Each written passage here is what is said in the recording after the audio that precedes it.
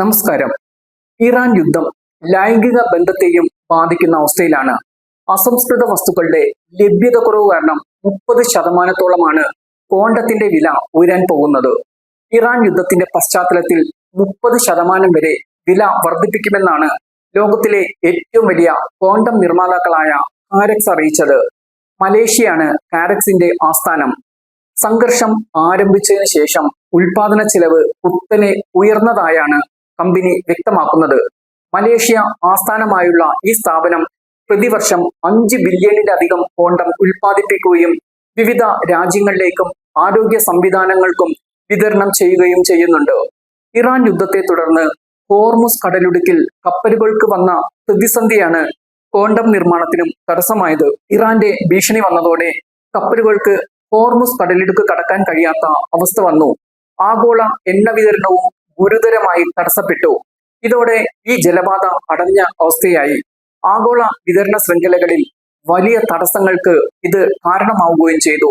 ലോകത്തിലെ അസംസ്കൃത എണ്ണയുടെയും LNGയുടേതും 1/5 അതുപോലെ മറ്റ് പെട്രോ കെമിക്കലുകളും ഈ കടലിടുക്ക് വഴിയാണ് കടന്നു പോകുന്നത്.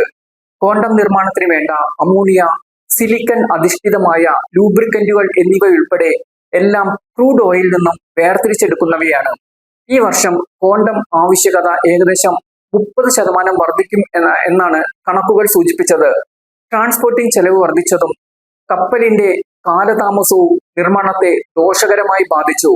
ലോകത്തിന്റെ ഊർജ വിപണികളെ ഇതിനകം തന്നെ പിടിച്ചുകുലുക്കുക ഇറാൻ US-ഇസ്രയേൽ യുദ്ധം അവശ്യ സാധനങ്ങളുടെ വില എങ്ങനെ ഉയർത്തുന്നുവെന്ന് കോണ്ടം വിലയിലെ ഈ കുതിച്ചുചാട്ടം അടിവരയിടുകയാണ്.